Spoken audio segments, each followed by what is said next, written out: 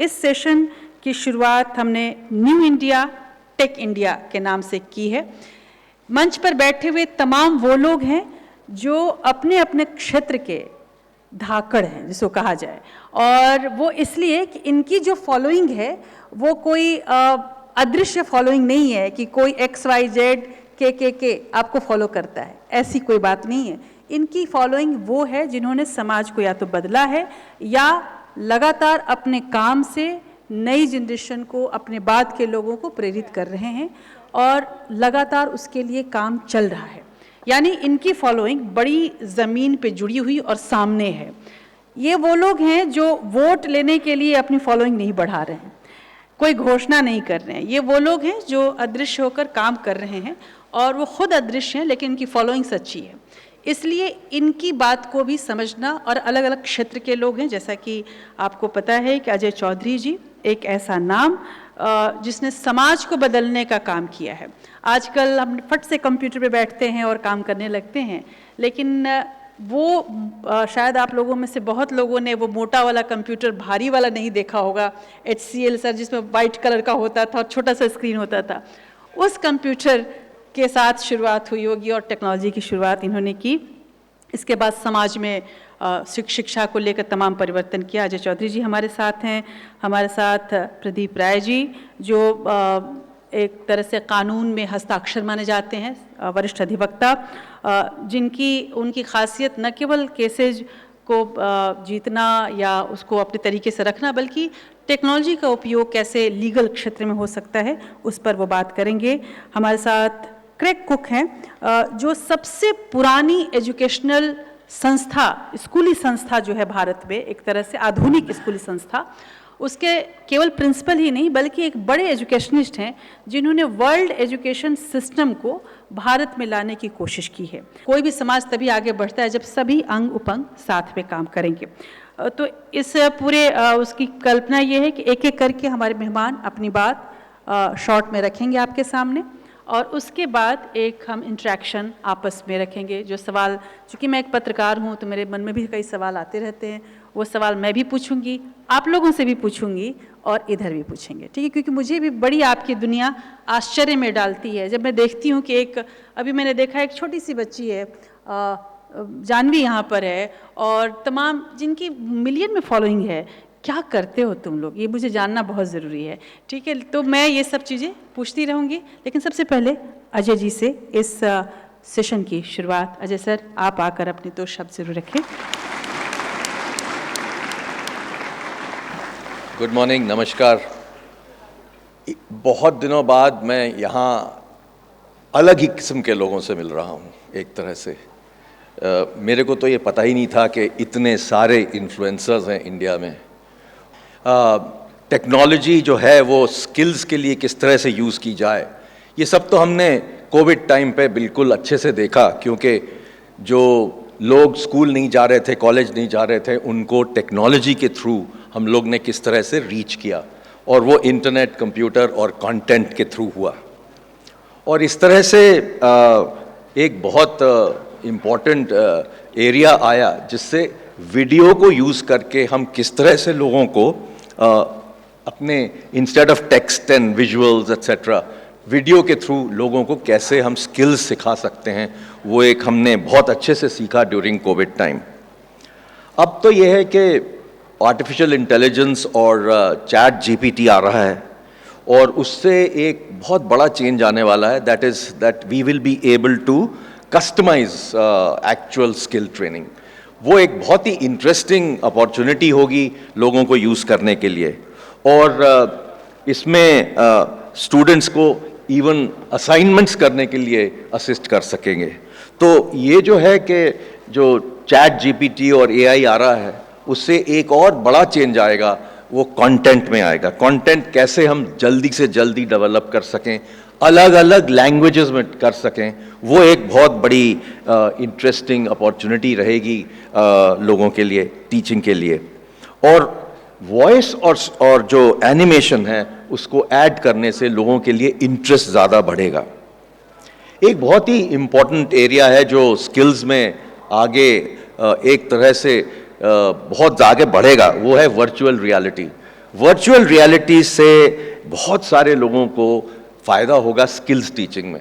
और मैंने स्किल्स में देखा है, जैसे मैं चेयरमैन था इलेक्ट्रॉनिक स्किल्स काउंसिल का, और मैंने ये देखा कि एक तरह का स्किल जो होता है वो क्लासरूम में सिखाया जा सकता है, दूसरा होता है स्किल जो लैब की ज़रूरत पड़ती है, और उसको हम कैसे सिम्युलेट करें जिससे हम बहुत सारे लोगों के पास पहुंच सकें और हज़ारों लैब्स बनाने की ज़रूरत न पड़े, तो वो एक हम डेफिनेटली वर्चुअल रियलिटी के थ्रू कर सकते हैं। और इससे कॉम्प्रिहेंशन जो है बच्चों में वो बहुत इम्प्रूव हो सकता है। तो ये एक नया एरिया है जो स्किल्स में, स्किल्स की टीचिंग में और स्किल्स में टेक्नोलॉजी यूज़ करके हम लोगों को आगे बढ़ा सकते हैं। और एक बहुत बड़ी चीज़ आ रही है वो ये कि मैं तो सॉफ्टवेयर और हार्डवेयर के एरिया में देखता हूँ कि लोगों को अपस्किलिंग की बहुत ज़रूरत पड़ती है, क्योंकि जो भी चीज़ें हमने 10 साल पहले सीखी थी वो ऑब्सलीट हो गई हैं और हमें नई नई चीज़ें सीखनी है, new things we have to learn, and that is very typical of large amount of software companies where all the people are located not just all over India but all over the world. How do you get to them to do upskilling? The only way it can be done is through online training. So I think that is what will be the benefit of using technology for upskilling. And I can tell you, whatever skills you have today may be of no use 5 years later or 10 years later. तो ये जो एक नया change आता रहेगा knowledge area में, वो हम सिर्फ टेक्नोलॉजी के थ्रू ही कर सकते हैं। नहीं तो आप सोचिए कि अगर आप if you want to do sales training of all your sales people all over the country, how do you do that? The only way in the past used to be you get all of them together at 4-5 locations and do multiple sales training programmes. अब उसके लिए इसकी कोई ज़रूरत नहीं पड़ती है। जितनी डिस्ट्रीब्यूशन ऑर्गेनाइजेशंस हैं, सेल्स ऑर्गेनाइजेशंस हैं, वो सारे लोगों को जब सेल्स की स्किल बताना चाहते हैं तो वो सब ऑनलाइन हो सकता है और हर तरह की चीज़ें की जा सकती हैं, जिसमें डिस्कशन हो सकता है, जिसमें क्वेश्चन आंसर हो सकते हैं, सब कुछ हो सकता है क्योंकि ये टेक्नोलॉजी के यूज़ से होता है। और एक बहुत ही अमेजिंग चीज़ हुई है कुछ सालों पहले, वो ये है हाइब्रिड टीचिंग। हाइब्रिड ट्रेनिंग तो बहुत इम्पोर्टेंट बन गई है। अब कुछ यूनिवर्सिटीज़ हैं अमेरिका में जो स्किल्स की जो काम करती हैं, जैसे एक डिवराई है यूनिवर्सिटी अमेरिका में, वो सिर्फ हाइब्रिड ट्रेनिंग करती है। तो वो लोग क्या करते हैं कि नॉर्मल कोर्स में ऑनलाइन से ट्रेनिंग देते हैं और फिर वीकेंड पे जाके फेस टू फेस ट्रेनिंग भी देते हैं। तो ये हाइब्रिड जो है वो एक बहुत इम्पॉर्टेंट एरिया बन रहा है, क्योंकि इंडिया में भी इसकी ज़रूरत पड़ेगी। क्योंकि अगर हम सिर्फ इसको ऑनलाइन में रख देंगे तो जैसे आपने देखा होगा कोविड के बाद लोगों का एडटेक में इंटरेस्ट कम हो गया है। वो इसलिए कम हुआ है कि सब कुछ ऑनलाइन था, इसलिए इसको एक हाइब्रिडाइजेशन करने से this will become much more interesting and much better in terms of communication.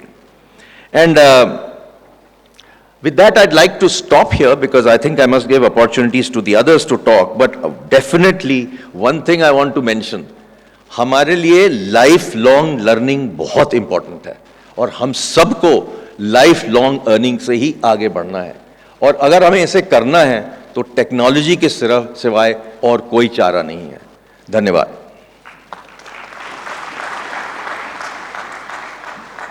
Greg Cook Sahab, please come to dais, sir.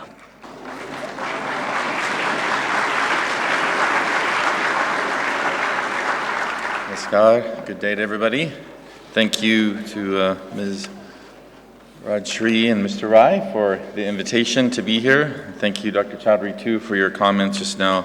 They lead right into just a few comments I was going to make about the topic, synergy of technology of school education for global harmony, right? As educators, much of our work is about integration. It's about bringing things together from sometimes disparate areas, and that's what makes our work so unique and distinctive in this day in which we live. We live in a world of new opportunities for what we call in sociology the simultaneous present. as Dr. Chowdhury posed, though, opportunities for who? For all. And we have an opportunity to address some of the inequalities that have persisted in the past.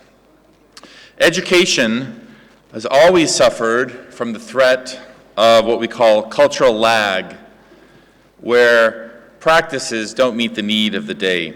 In other words, in education, we often can fall into the trap of replicating only from what we've done in the past. These constraints often inhibit development and often inhibit growth. But here comes along technology as the great disruptor, as it's always been. I begin this year, this academic year, as my 31st in Asia. And when I arrived in India 5 years ago, I was surrounded by these beautiful mountains, and there really wasn't a lot of taste for the digital, for technology. Maybe it was because of the beauty that we were surrounded by.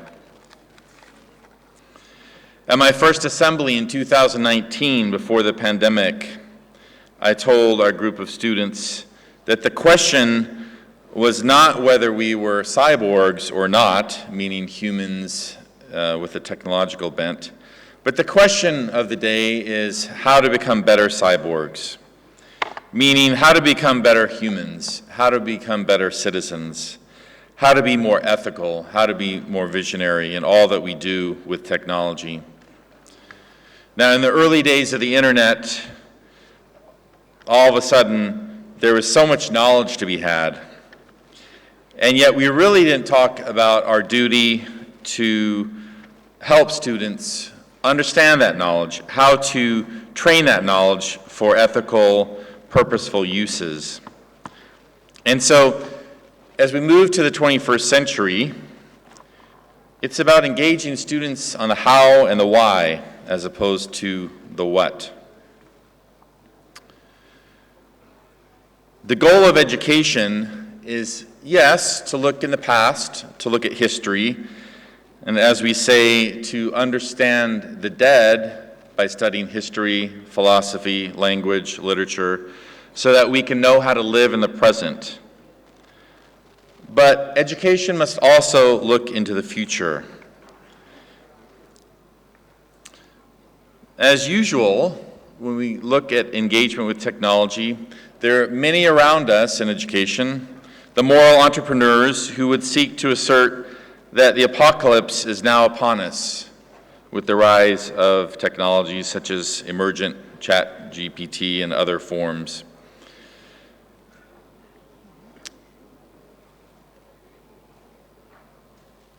Recently, I was at a conference and the keynote speaker suggested that every century actually begins with rupture, with disruption. And so here we are in 2023, following the pandemic, which some would say is really the beginning of the 21st century. Quickly on its heels has followed this virtual space, this virtual reality. So in the field of education, I say, let's embrace the change with an eye on changing how we approach the world, with an eye that asks the questions of why and how as opposed to what.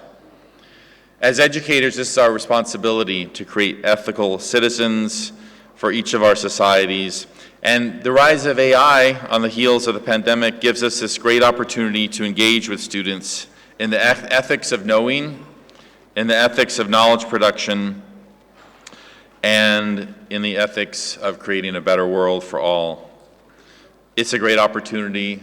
Let's not miss it. Thank you so much.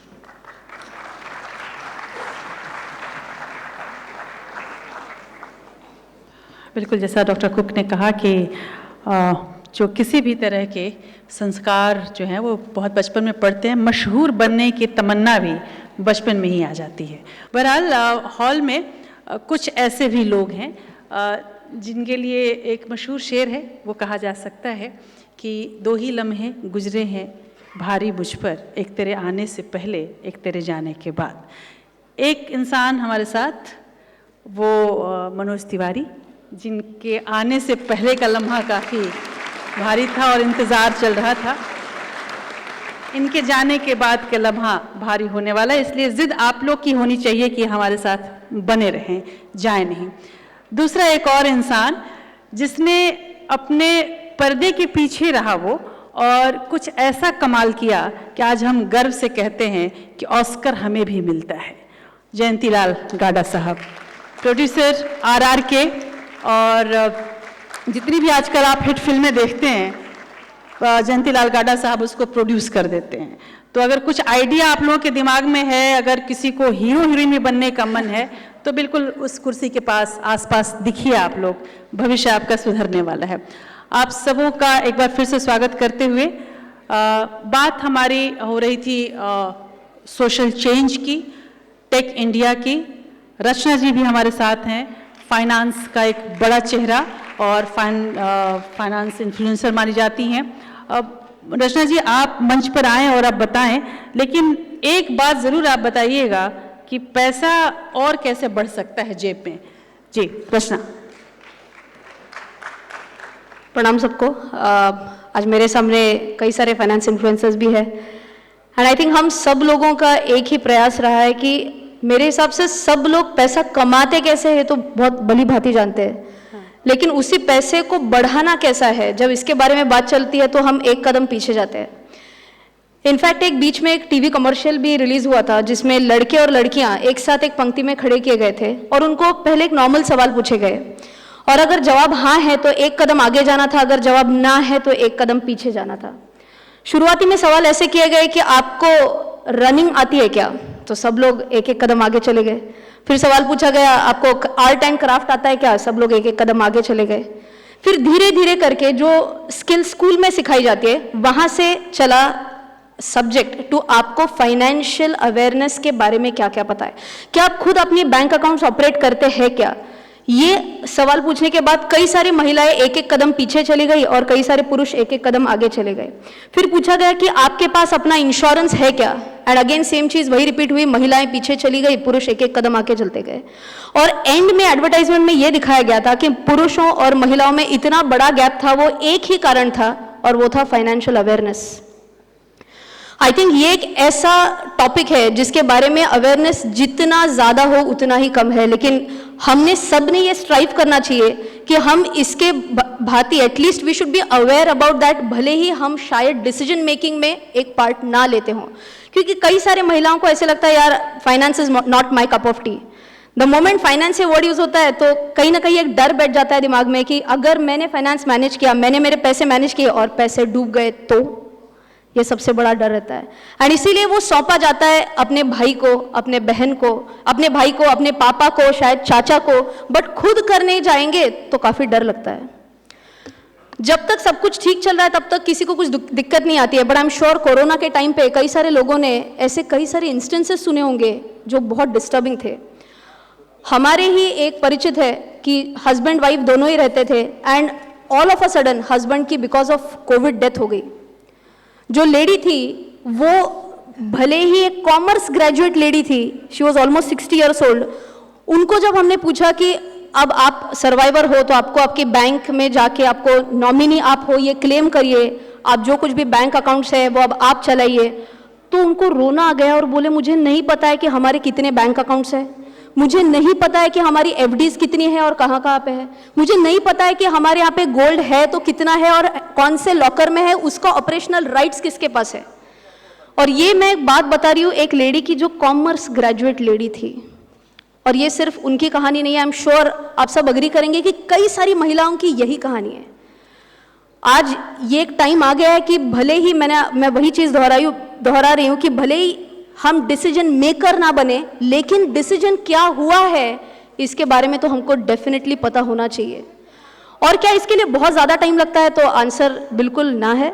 अभी for example मेरे husband भी यहाँ पे बैठे हैं, वो भी chartered accountant है, तो हमारी कॉफ़ी डेट्स ओवर इन्वेस्टमेंट होती है, तो हम महीने में एक बार हमेशा कॉफ़ी पीने जाते हैं और हम डिस्कस करते हैं हमारे फाइनेंसेस क्या है, कहाँ कहाँ पे पैसा रखा है, नॉमिनी कौन है, अगर दोनों में से दोनों को भी अचानक से कुछ होता है तो उस केस में क्या क्या प्रोविजंस करके रखी है। आई थिंक ये एक हेल्दी डिस्कशन होना बहुत ज़्यादा ज़रूरी होता है। तो thanks a lot for patient listing.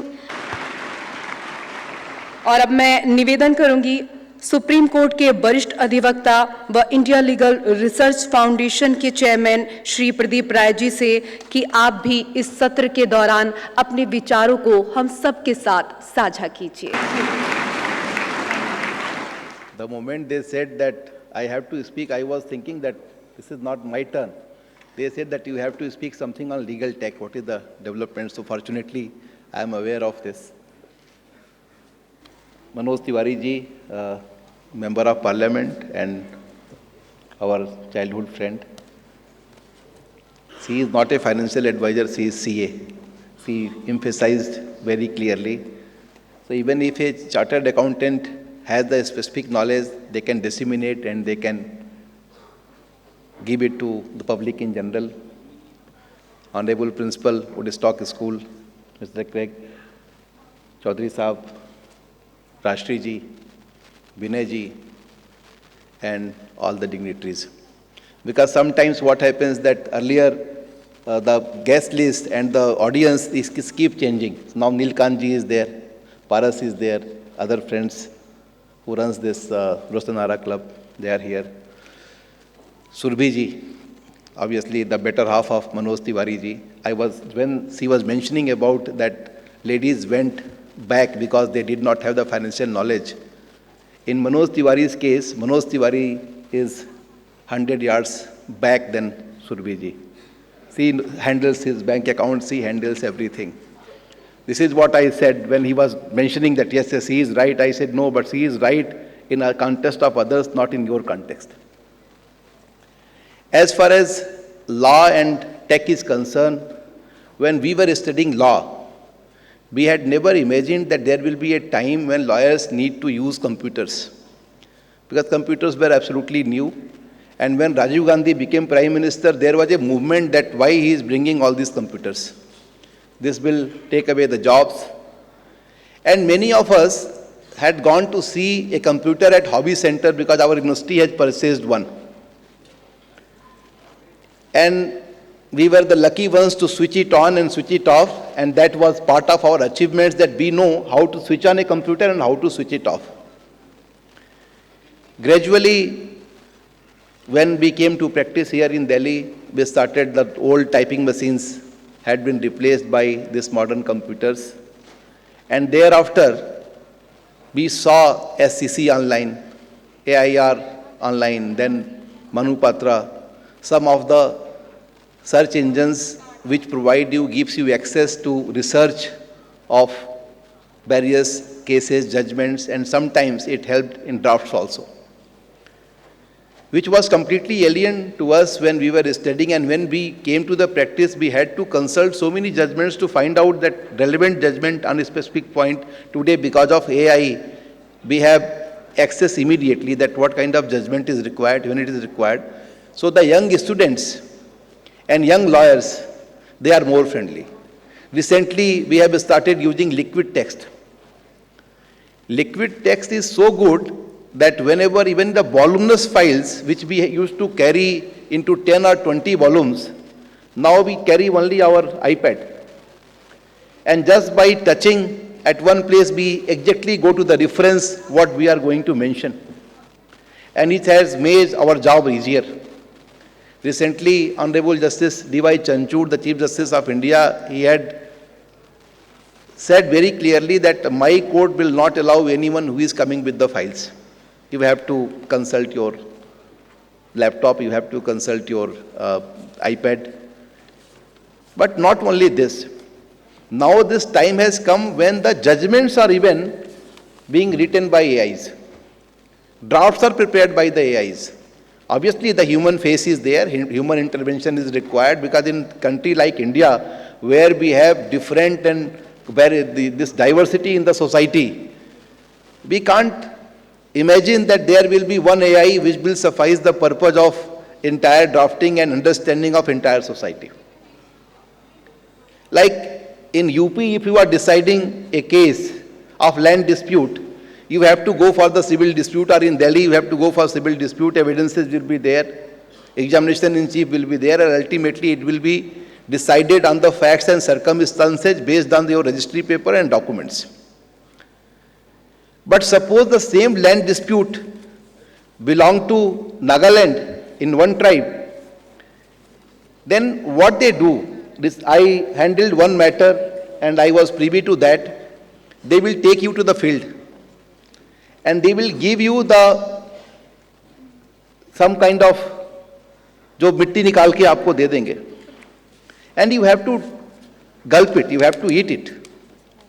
Both sides who are into litigation claiming to be the owner of the land, they have to gulp that particular sand, and thereafter they will be absorbed for 4-5 hours or one day, and whoever becomes sick, land doesn't belong to him. This part cannot be decided by AI. Because in the same country, so much diversity. Similarly, one party is paying income tax, other party is exempted because they fall under 6th schedule of the Constitution. One part is the owner of the land, like in the Arunachal tribes, they are owners of the land. Like one person owns around 1,50,000 acres. The entire forest area, entire forest is there. He has given his forest on lease to the government. But he said, no, but Nagaland law is better, and in some sense Mizoram law is also good. I said, why? He said, in our area, if we are the owners of the forest, we own this forest, we own down, but we don't have rights, sky rights. But Nagaland has it. Some of the other tribes, they have it. Similarly, if you go to Meghalaya, you will find that tribes are different. Like in Khasi tribe, the eldest lady or eldest daughter of the family sees the head of the family. An youngest daughter is the owner of the property. But the brother or son, when they get married and go from the house, then they are known by the name of their wife and they stay there, but they don't have any rights which they have inherited. Ultimately, if you earn, if you work somewhere, and if you are making some money, that belongs to you. So AIs cannot help in this, but ultimately our job has become much easier by having access to those softwares, those programs, those AIs, because even drafting is easier. Now we can just type the problem, you can get the solution. Even letters draft is easier, sending notices is easier. Sometimes you need your human intervention, but that is only 5%. The countries which adopted this method or this technology earlier, their disposal rates is a bit higher. Now we see that there is a lot of new members of our fraternity. They are joining the profession. They are so much expert. Like I learn from the younger members of the bar. I learn from the young students. Because in some areas they are much, much better than us, and which we cannot imagine that we will have the same speed in the near future, because the moment we learn one thing, another thing comes, and again we have to consult the younger generation. So by working together and sharing the experiences of each other and then using the technology, the situation is going to be much better. Similarly, the training part, drafting part, judgment delivery, gender sensitization, social stratification, and then depending on this, the social change and then the legal change. Because laws are made completely depending on the need of the society. And if any law is not accepted by the society, that law will lose their relevance. Like Dowry Act is prohibited, people go to jail. But still I hardly find families who are entering into marriage institution without dowry. Still the younger generation is there, they are choosing their own way. But mostly in the villages you will find that this dowry is still prevalent because society did not accept. Similarly, like in Widow Remarriage Act, when it was drafted, now this Widow Remarriage Act cannot be decided by the AIs. When Raja Ram Mohan Rai and Ishwar Vidyasagar in those days tried to go with these reforms, it was not an easy task. They were hated by the society. Today they are being honored, we are remembering them, but they were hated. So ultimately, the art of learning AIs and creating AIs and then using it in the legal profession is going to help lawyers more. It's going to make our job easier. A journalist asked me that whether this is going to take away the job of lawyers. I said no, there is no question. It is going to make the job easier. It is going to give us more competence. And at the same time, these technologies are going to save our hours, and even public in general can also be educated by this. So I again congratulate you all that you all are taking a lot of pain in organizing this program, and even this on legal technology, the softwares and programs and AIs in law, that part also covered. But in this kind of gathering where people want to listen so many other things, like you all have experiences which even we may not be aware. Even I am here to learn from you all. And CA Madam, you are sitting with Manojji, you teach him that he should also, when it is counted, he should also stand equally with Madam Tiwari. He should not go back. And thank you so much for giving me this opportunity to address this legal fraternity. Thank you. बहुत बहुत धन्यवाद, शुक्रिया प्रदीप राय sir. और अब मैं मंच पर उनको बुलाना चाहूँगी जिनकी पहचान दूर दूर तक है, नाम ही काफ़ी है, मनोज तिवारी।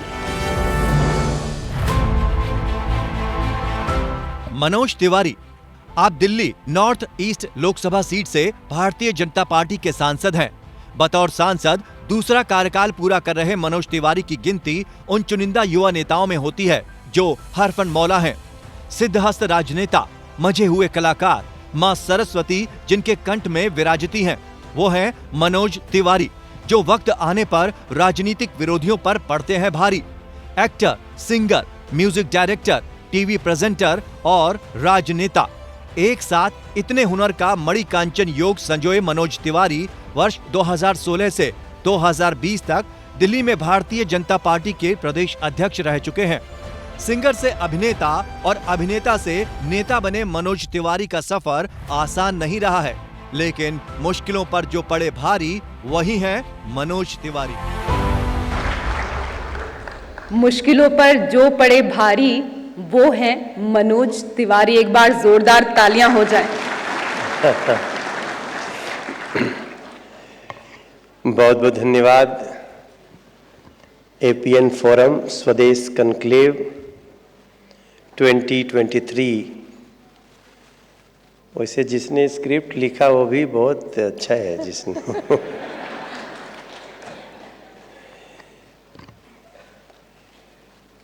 मंच पे बैठे हुए मेरे विश्वविद्यालय के साथी प्रदीप राय जी, वो देश के एक विद्वान वकील भी हैं, सुप्रीम कोर्ट बार एसोसिएशन के वाइस प्रेसिडेंट के रूप में उन्होंने सेवाएं दी हैं, और अजय जी और रचना जी। रचना जी ने मुझे 10 मिनट में बहुत कुछ सिखाया, और वो जो मुझे बोल रही थी ना, वो मैं अपनी पत्नी को बोलते रहता हूँ, और सामने बैठी है तो उनका भी अच्छा ट्रेनिंग हुआ होगा 10 मिनट में। और इस पूरे कार्यक्रम के केंद्र में एक ऐसी बेटी जिसने अपनी जीवन की सफलता की यात्रा खुद तय की है, राजश्री जी। मैं आपको बहुत बधाई देता हूँ। वैसे तो मैं विज्ञान भवन में कई बार आया हूँ, लेकिन कोई ऐसा कार्यक्रम जो बिना प्रधानमंत्री जी के मैं आया और इतना भरा हुआ पहली बार देख रहा हूँ।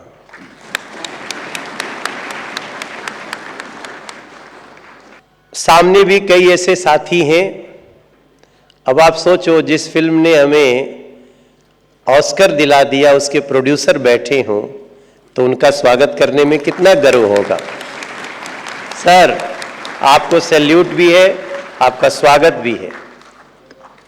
और यहाँ पे हमारे देश की एक बहुत ही जानी मानी सिंगर मधु जी भी बैठी हैं, जिनके साथ मैं भी प्लेबैक कर चुका हूँ। बहुत सुरीली आवाज़ की मालकिन है वो। और यहाँ के जो बाकी गेस्ट सब आप लोग बैठे हैं, उनके बारे में मुझे बताया गया है, सब अपनी अपनी दुनिया के बड़े विशेषज्ञ लोग हैं। स्वदेश कॉन्क्लेव में अब मैं कुछ 2-3 बातें बोलना चाहता हूं जो मैं सुना हूं अभी, जिसकी चर्चा आई, क्योंकि वैसे भी मेरी जिंदगी छोटे से समय में इतनी बड़ी हो गई है, समझ में नहीं आता किधर से शुरू करें किधर खत्म करें। क्या कभी कभी मुझे ऐसा महसूस होता है कि मैं एक जीवन में चौथा जीवन जी रहा हूं। अब मुझे एक जीवन याद आता है जो मेरा 23 साल तक का था। जब मैं 23 साल तक का हुआ, मेरे पास एक साइकिल भी नहीं थी, क्षमता ही नहीं थी, या फिर यूं कह लीजिए कि 125 बीघे के किसान के बेटे के घर में साइकिल नहीं थी, तो उस किसान की क्या स्थिति हुई होगी। तो वास्तव में मैं अपने जीवन को 23 साल तक, वो अभाव की जिंदगी थी, बड़ी मजेदार थी, बड़ा आनंद था। उस समय नहीं, अब लगता है कि वो बड़ा आनंद था। इसलिए मैं दुनिया भर के लोगों को बोलता हूं, जो काम आपका सबसे, जो जीवन सबसे कठिन होगा ना, संभाल के रखना, एक दिन सफल हो जाओगे तो वही सबसे अच्छा लगेगा। फिर 23 साल के बाद अचानक मैं सिंगर बन गया, तो मेरा पूरा अगला 9 साल बीता सुपरस्टार सिंगर। अब मैं 4 गाने गाया, और एक गाना लिखने में तो प्रदीप राय जी भी साथ में थे।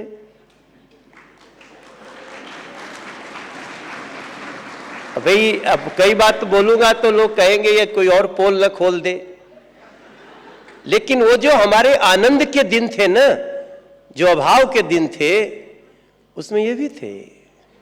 तो फिर जब हम गायक बने, हम गाना लिखते भी हैं। अब मैंने एक बार भ्रूण हत्या पे गाना लिखा, 96 का समय था, नया नया वो आया था, चेक होता है क्या बोलते, अल्ट्रासाउंड। और मैं अक्सर तीसरे चौथे 5वें घर में देख रहा था, जैसे पता चला अल्ट्रासाउंड में कि बेटी है, ऐसा लक्षण मिल, पता नहीं उनको कैसे पता चलता था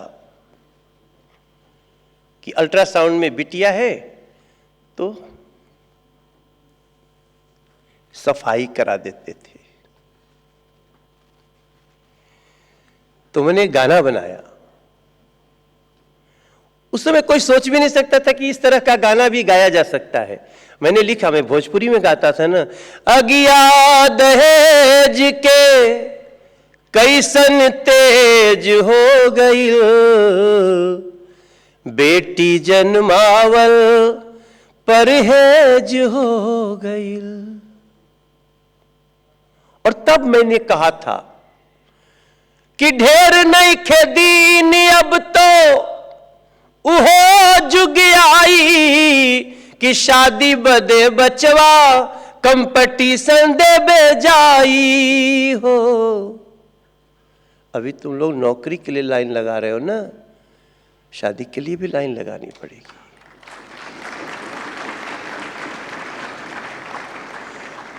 और एक दिन आता है कि मैं संसद में हूं, भ्रूण हत्या के खिलाफ एक कड़ा कानून आ रहा है, और मैं उस पर वोटिंग करके पास करा रहा हूं। नरेंद्र मोदी देश के प्रधानमंत्री। तो और बहुत सारा प्रयोग किया, लाल बत्ती हटाने का भी गाना गाया था। मैंने एक बार गाना गा दिया था, नियम का बघार ताड़, रास्ता छोड़ो मंत्री जी के गाड़ी आवता, सड़क खाली कर राजा के सवारी आवता। मैं गाने में व्यंग करता हूं, अरे भाई हट जा, ज्यादा नियम वियम मत समझा इनको। मंत्री जी आ रहे, खड़े रहो रास्ते से, जितना चाहे 40 मिनट पहले भी ट्रैफिक बंद कर दिया गया तो खड़े रहो। तो मैंने कहा दिया। अब आप सोचो, एक दिन हम सांसद हैं और हम देख रहे हैं मंत्री जी लोग खुद ही अपना अपना बत्ती निकाल करके रख रहे हैं। क्यों? क्योंकि मोदी जी ने कह दिया था कि लाल बत्ती नहीं चलेगी, किसी की नहीं रहेगी, नो वीआईपी कल्चर। अब धीरे धीरे मेरा सिंगिंग का टाइम गया 9 साल। 9 साल बाद अचानक एक आदमी मेरे पास आया, मैं बनारस रहता था, दिल्ली में आके गाना गाता था, बनारस पहुंचे, बोले फिल्म करोगे? तो मैं उस दिन कई बार शीशा देखा। मैं सोचा मैं तो गाना गाता हूं यार, गायक एक्टर भी हो सकता है क्या? फिर फिल्म की कहानी सुनाई गई। मैंने कहा नाम क्या है फिल्म का? बोले ससुरा बड़ा पैसा वाला। मैं कहा यार ये कोई फिल्म का नाम होता है क्या? फिर मैंने फिल्म कर लिया। फिल्म किया तो आप सोचो 2004 में फिल्म रिलीज हुई और 2004 में घर घर टीवी था, लोगों के हाथ में मोबाइल था, सब कुछ था। और जब लगी तो जानते हैं 50 हफ्ते उतरी ही नहीं 13 सिनेमा घरों में। क्योंकि मुझे उसमें एक चीज दिख गया था कि ये हिट हो सकता है। हम तो अभी आजकल कई यूट्यूबर लोगों से मिल रहे, यूट्यूबर मैं इतना गाना गा गया, मेरे 5048 गाना हो चुके हैं। उसी में से मेरा वो कई गाने हिट हैं। ही हंस दे ले रिंकिया। अब आप देखो, वैसे ये गाना कुछ लोग मुझे पॉलिटिकली मीम्स भी बनाते हैं, लेकिन मुझे बहुत अच्छा आता है क्योंकि जितना मीम बनता है उतने व्यू बढ़ जाता है। तो अगले महीने का जो चेक आता है यूट्यूब से वो थोड़ा सा ज्यादा मिल जाता है। अब मैं जब तीसरे जीवन में आया तो सुपरस्टार एक्टर था। आप सोचो मेरे साथ अमिताभ बच्चन जी काम किए, मैं कभी सपना देखता था। फिर हमने जब हमारा वो जीवन, मैं 98 फिल्म कर लिया था, चाहता तो 2 और करता, लेकिन तभी मुझे लगा इस देश में बहुत करप्शन है यार। एक आदमी उठ रहा है, उसका देश के प्रति अच्छा भाव जग रहा है, उसका नाम नरेंद्र मोदी है। चलते इनके साथ थोड़ा सा यात्रा करते हैं। और मैं आपके सामने खड़ा हूं। अब मैं इस समय एक सांसद के रूप में सेवा दे रहा हूं। एक गायक जो गाना गाता था, हो जिया हो बिहार के लाला, जिया तू 1000 साल, हर जिया हो भारत के बाला। बाला मीन्स बेटियां। जिया 10,000 साल, जिया हो भारत के नौनिहाल। तो कहने का मतलब इसके लिए जरूरी नहीं कि आप किसी को 20 साल से सीखते हैं तभी आपको आएगा। आप कायदे से किसी चीज को साल भर अच्छे से लगन से सीख लीजिए। दुनिया की कोई ऐसी ताकत नहीं जो आपको विशेषज्ञ बनने से रोक दे, ऐसा मेरा विश्वास है। मैं आप सभी को, चूंकि अब ये कार्यक्रम ऐसे समय में हो रहा है जब हमारे देश के लिए बहुत ही इंपॉर्टेंट समय है। आप जानते हैं ना, दुनिया भारत आ रही है क्योंकि यहाँ G20 हो रहा है।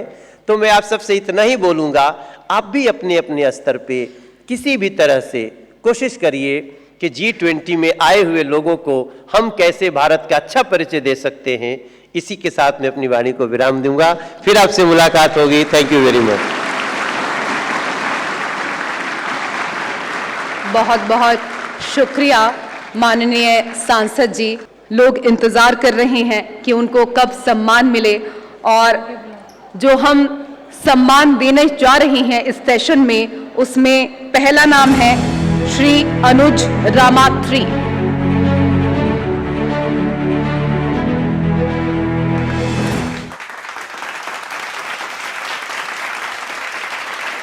इस कड़ी में अगला नाम सागर सेतिया और अजय सेतिया जी का।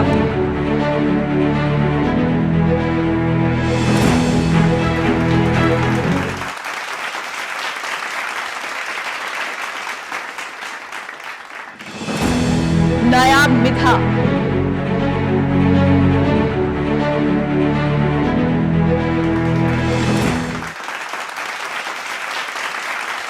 शाश्वत वर्मा,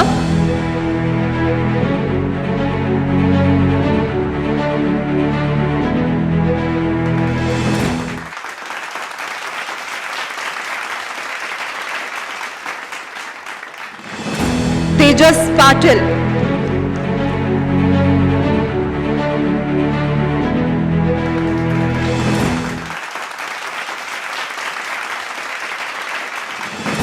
अमित शर्मा, क्रेजी XYZ,